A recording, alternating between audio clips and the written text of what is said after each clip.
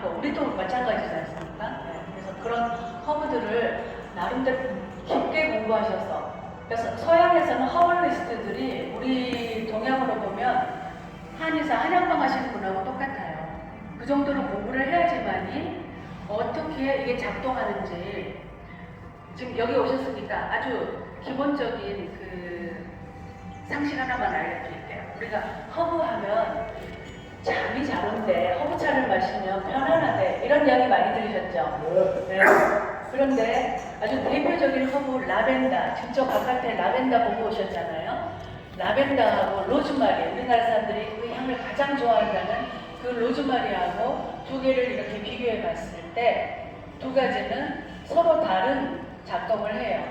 그러니까 로즈마리는 신경을 안정시켜주는 그런 작용을 한다면 라벤더가 로즈마리는 각성을 시켜주거든요. 그래서 이것을 잘못 활용을 하면 저녁에 잠잘 때 잠이 잘 온대 하고 로즈마리 차를 마신다거나 로즈마리 오일을 활용하면은 오히려 역효과가 나겠죠. 그래서 허브는 공부를 좀 많이 하셔야 된다. 그리고 그 허브를 활용해서 치유 녹음하는 데는 효과가 있는 것이 특히 허브는 향기를 이용을 많이 하지 않습니까? 그러다 보니 사람들이 눈으로 볼 때 예쁜 꽃을 보고 찡그리거나 화를 내지는 않아요.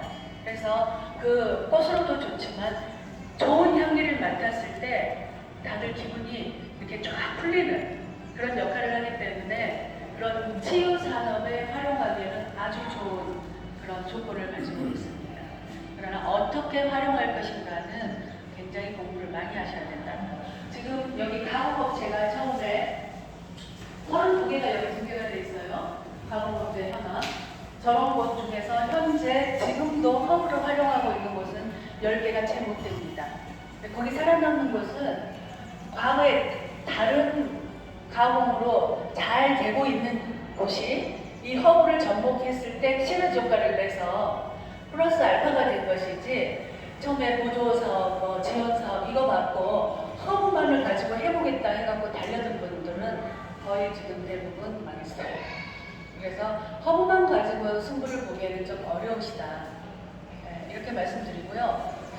또 제가 지금 이런저런 이야기를 말씀드리기보다는 혹시 궁금하신 것에 제가 일단 산속으로 들어가면 약간의 그늘이 지지요. 그래서 그 그늘에서도 잘 자라는 그런 작물들을 좀 선택을 해야 될 것 같은데 동양 쪽으로는 제가 또 관심 갖고 약초 연구회 같은 거 활동을 해봤을 때 배초향이 상당히 배초향. 배초향이 상당히 좀 그 매력이 있고요. 그 다음에 저희 성백리향, 백리향 같은 경우에 서양에서는 타임이라는 그런 허브가 있어요. 이게 방부제 역할도 많이 하고 해서 그런 걸 요리에 많이 쓰입니다. 사실은 허브가 많지 않기 때문에 인터넷 같은 데에서는 아주 소량도 비싸게 팔리기도 해요. 근데 그것만 가지고 소득을 올리기는 너무 어렵고요. 오신 분들한테 그것을 좀 풍족하게 가져가게 해드린다면 만족도가 굉장히 높을 겁니다. 그리고 그런 것들을 말려서 부직포 같은 데 넣어서 서랍장이나 또는 신발장 같은 데 이렇게 넣어놓는다거나 하면 방부 효과가 있기 때문에 좋거든요. 그런 것들을 안내해 드린다면은 이 선백향 같은 경우, 배추향 같은 경우는 이렇게 재배하는데 그렇게 어렵지는 않습니다. 이제 그런 것들 소개를 드리고 라벤더 같은 것은 많이 어려워요. 아주 대표적인 것은 라벤더라고 생각해서 많이 재배하시고 싶어요. 색깔도 예쁘고. 근데 라벤더의 종류도 굉장히 많습니다. 그래서 저기에 보이는 저건 프렌치 라벤더인데 이것은 특히 부여 쪽은 여기보다 더 위쪽이잖아요. 그래서 추천을 드리지 않습니다. 지금 저렇게 보이는 게 화분 속에 있는 이유가 있어요. 여기 심어놨을 때 겨울을 나지를 못해요. 근데 겨울뿐만 아니라 허브는 여름 우리 장마철에 잘 못 견디는 그런 습성을 가지고 있어요. 왜냐하면 그 지역이 굉장히 여름에 건조한 지역이었거든요. 그래서 저건 좀 어려운데 라반탄이라는 종류는 있습니다. 라반탄이라고 해서 야생으로 굉장히 생명력이 강한 라벤더 종류가 있기는 해요.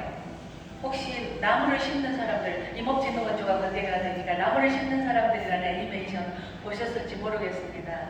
그 애니메이션을 보면 그 프랑스의 어디 아주 시골에 그 혼자 이렇게 나무만 심고 있는 걸 찾아가는데 그 막 바람이 불고 분조하고 막 이런 암석이 많고 이런데 라벤더들이 하나씩 이렇게 있어서 흔들리고 있거든요. 그렇게 건조한 지역에서는 잘 자랍니다. 네, 오히려. 그리고 우리나라 사람들이 가장 좋아하는 게 로즈마리예요. 그 향이 소나무 향하고 비슷해가지고 가장 좋아하는데 이 또 로즈마리는 바다의 이슬이라는 그 별명을 가지고 있어요. 그래서 오히려 안개가 자욱하거나 바닷가에서 그렇게 촉촉한 지역에서 재배를 해야지 산속에서는 조금 어렵지 않을까. 물론 산속에서도 약간의 그늘 쪽에 이쪽에서 재배를 하는데 그렇다고 해서 또 햇볕을 싫어하지는 않거든요. 네, 굉장히 까다롭습니다.